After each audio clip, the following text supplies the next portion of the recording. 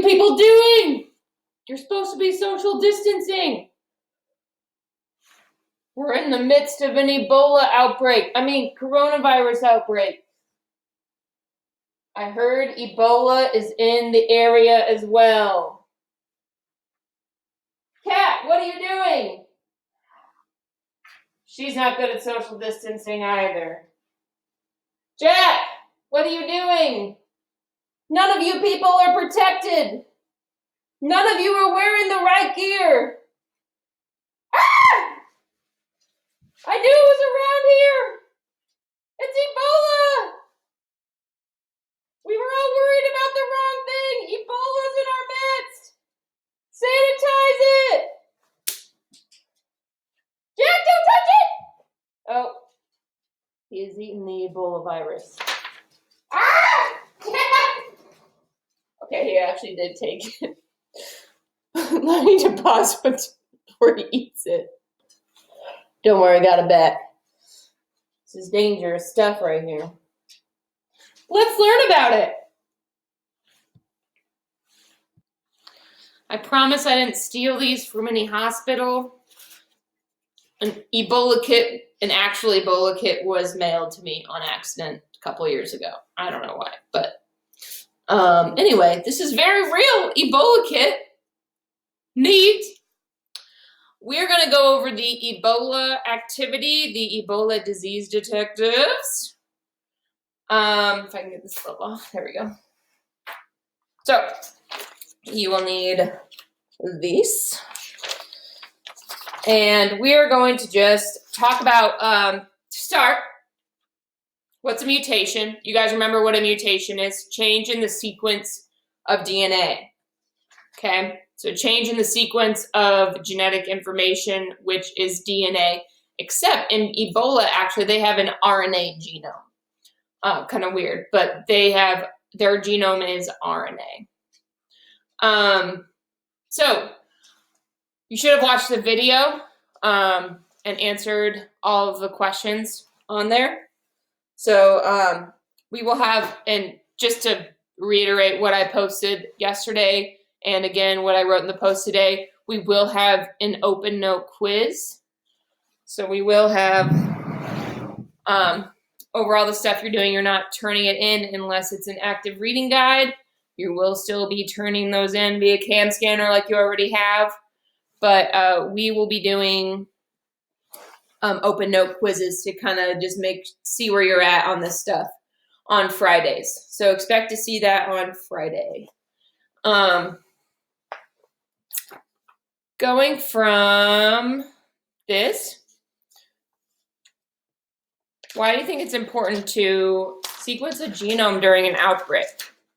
So it's a good idea to see how diseases, and this is true for coronavirus or any disease that's causing an outbreak. Obviously, this is like the most unprecedented pandemic that's happened since like the Black Plague that took over all Western civilization. But it's good to understand what genetic mutations are taking place and understand what those mutations are doing. And over the course of an outbreak, you'll see different changes in the genome because we have to think about what the goal of a virus is. The goal of a virus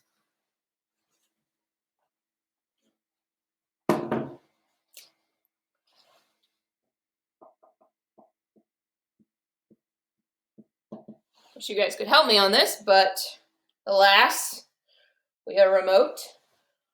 The goal of a virus is just the same as any other organism. The goal is to pass on, reproduce, and pass on genetic information.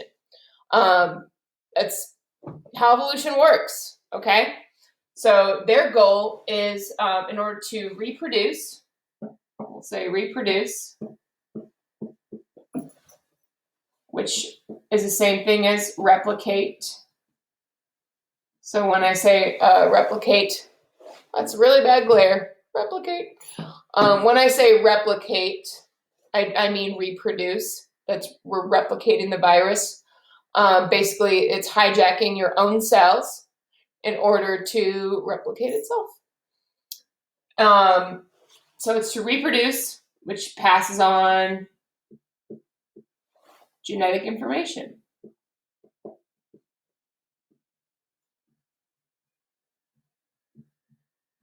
So for a virus, we call its ability to reproduce and transmit itself through the population to get more opportunities to reproduce.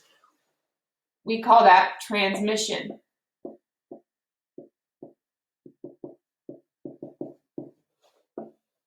So the more transmission that occurs, meaning transmitting from one organism to another, one organism to another,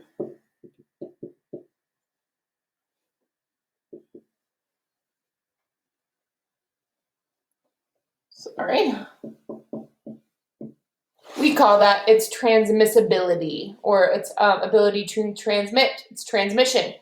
The easier a virus can do this, the more opportunities it will have to reproduce. So more reproductive. I clearly cannot spell.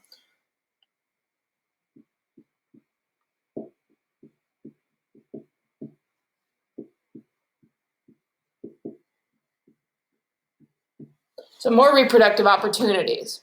But there's another factor that actually affects the disease in people, the disease that you see in pathogens, and it has a negative effect on transmission, and that's its virulence. So you can think of virulence. I've had a whole graduate course that just talked about the definition of virulence and what we can and cannot define virulence as. So this is actually kind of a complex topic that's currently ongoing.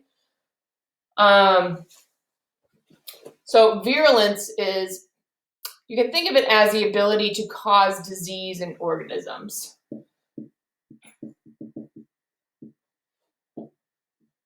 So we'll say damage or disease.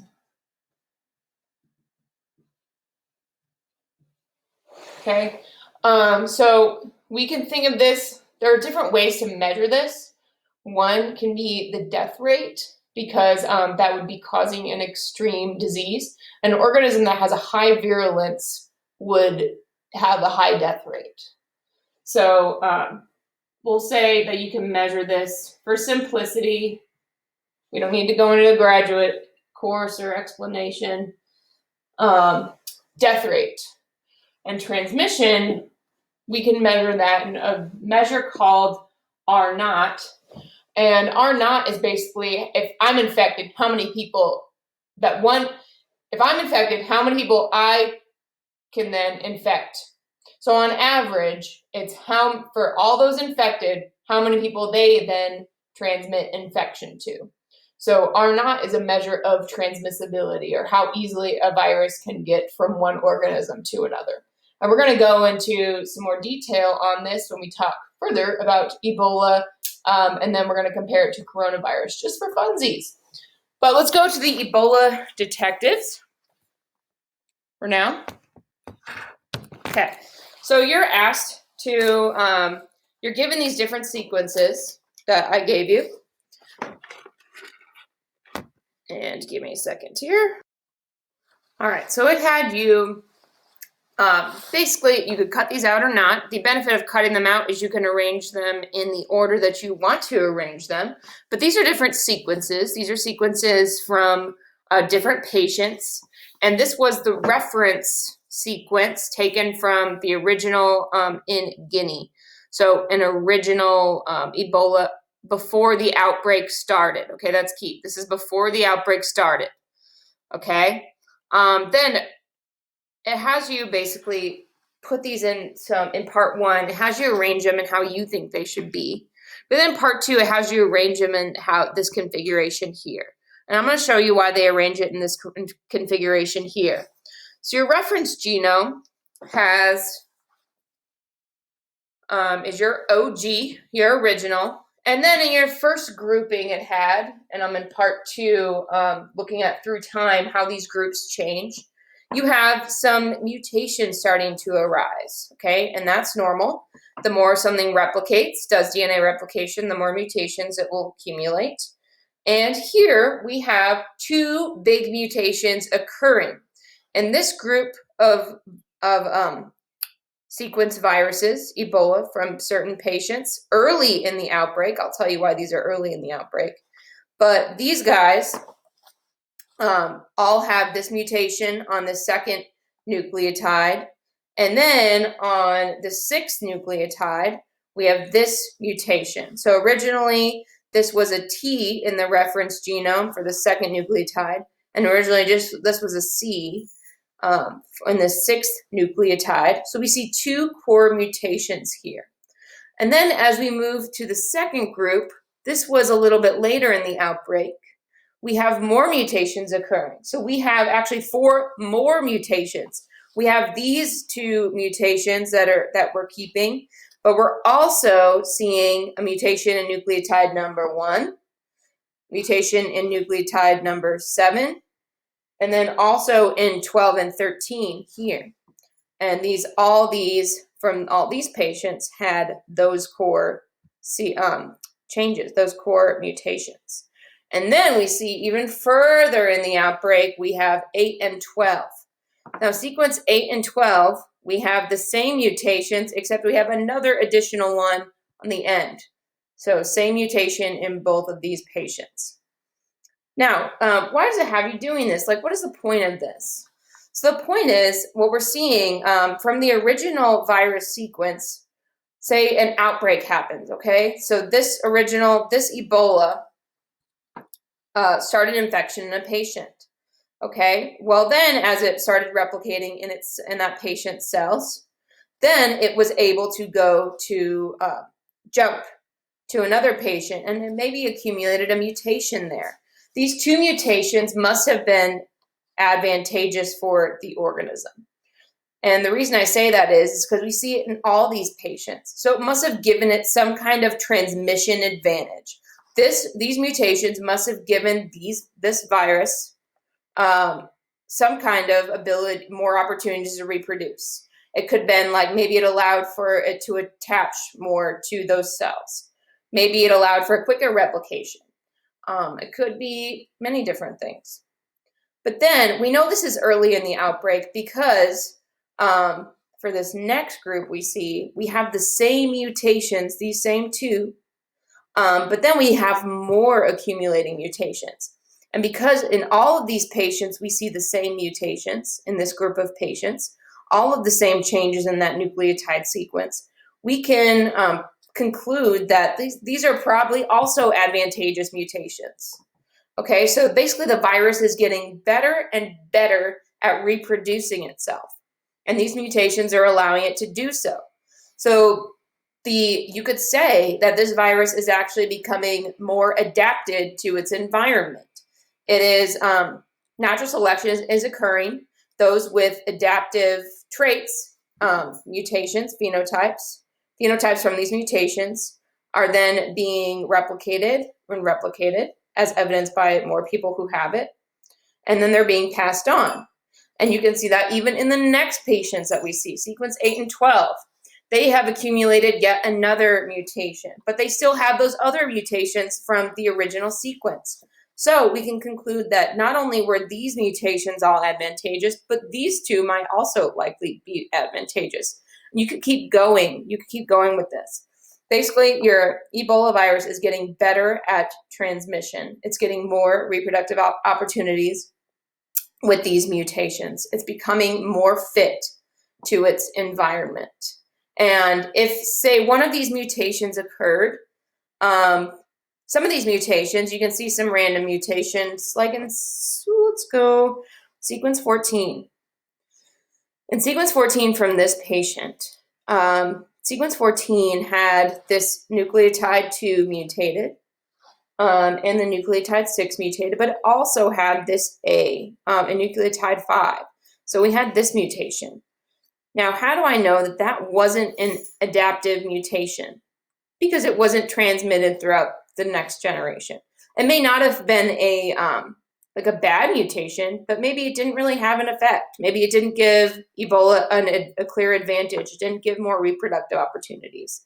So therefore, that mutation we can likely conclude that it's in none of the other patient sequences that we saw. So this must not have given Ebola the same advantages that the other mutations have given the virus. So if you were to make a diagram based on these sequences to show how they related, this is called a phylogeny, okay? This is a badly drawn phylogeny, but this is just an introduction to what it would look like. So you have, basically, you have our phylogenetic tree, and every node is what we call a divergence from the original. Okay, so we have, this is our reference, our genome from our reference from Guinea. Okay, these were the first groupings we had. All of these from here on out, what this means is these says two of those mutations, and I'll add, and they were in 2 and 6. So every one of these thereafter shared those same 2 mutations. Okay, and these are our groupings of individuals. Some of them had different sequences than others. Then you had your second groupings, and they had 6 mutations. Okay, so everyone from here on this tree on out had those same 6 mutations. Then you have, so here's our group here, then you have further divergence of 2 and 8, and these two have the same 7 mutations in common. Okay, so that would be it tells you to make a diagram based on your grouping. That would be a good example of a way you could represent that. And it's just an introduction. We're going to go over how to make trees, so you don't need to have it perfect for this one. This is just kind of a way of showing this is why we show relationships like this. Okay, so it's a way of showing common traits and relatedness. So these guys, early in the outbreak, these guys developed earlier in the outbreak. They had less mutations. And then as more mutations accumulated, as more infections and more replications occurred, we had this. And then further in the outbreak, even more mutations. So you know that the ones with less mutations from the original sequence had to be early in the outbreak. Okay, so now we're going to go to, those are kind of the big takeaways of that.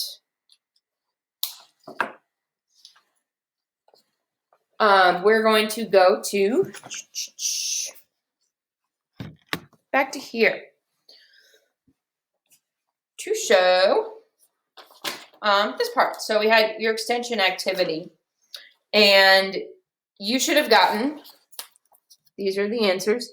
Explore that virus, Virus Explorer. It's a pretty cool activity. You don't have to just look at Ebola virus, look at the other viruses too. But Ebola in itself affects humans, mammals, it's an envelope virus. It is helical, has a negative RNA. Negative sense RNA is what that means. And that basically means it's backwards from what mRNA would look like. So instead of being 5 to 3, it is 3' to 5'. So it's opposite way, which means it has to be converted to 5 to 3 in order to do translation. Transmission, it's human to human, and zoonotic. What this zoonotic means, so I'll explain what each of these means. Zoonotic means that it can be transmitted from an animal to human. So zoonotic disease would be one that can be transmitted. We know that this one likely came from bats originally, and jumped to humans. So that would make it a zoonotic disease. Arthropod, this one is not arthropod, but what that means is basically mosquito or tick-borne. Those are both examples of arthropods. Anything that is transmitted by an insect would be arthropod. Vector is anything that it requires another animal as a vector. So again, you can have basically arthropod-borne is the same as a vector. So yellow fever is transmitted by mosquitoes, and that means that the mosquito is the vector of that. Plant to plant means it spreads from plant to plant. Bacterium to bacterium means bacterium to bacterium. So pretty self-explanatory. And this one does have a vaccine available, which was available after the first outbreak, after the big outbreak that we had of Ebola. Okay, so now let's look at that with coronavirus. Okay, so coronavirus is enveloped in spherical. It has these, on my really great drawing, it has a positive sense RNA, which means it's basically in the same direction as mRNA. So it can go right to being transmitted or right to being, go to the ribosome and make its proteins right away. It's already in mRNA form, just ready to go. It does have a membrane on the outside, and these glycoproteins, these little spikes, little antennas looking things that help it to attach to cells. And then it also has what's called a nucleocapsid, and basically those are proteins that are kind of like, you can think of them like histones, kind of, in that they integrate with the DNA, but they basically protect the DNA and help it to stay in place. So it helps the structure of the RNA, helps the structure of the RNA and helps protect that RNA from degradation. And I just got some updates for you on R0. I just looked up like very recent studies. So we're talking late February is the most recent update of this that we have. And I'm sure more studies are being done with a more current number. I actually got this one today from the World Health Organization in time, basically just by dividing the number of deaths by the total number infected. So that's a pretty close up to date to today death rate of this. And it's gone up a bit actually, but you do have to remember that we're only taking into account those that have a positive test, so those confirmed cases. So it may be in fact lower than this, but we can only go by the number of confirmed cases. So basically you just take the number who died divided by the total number of cases there are confirmed.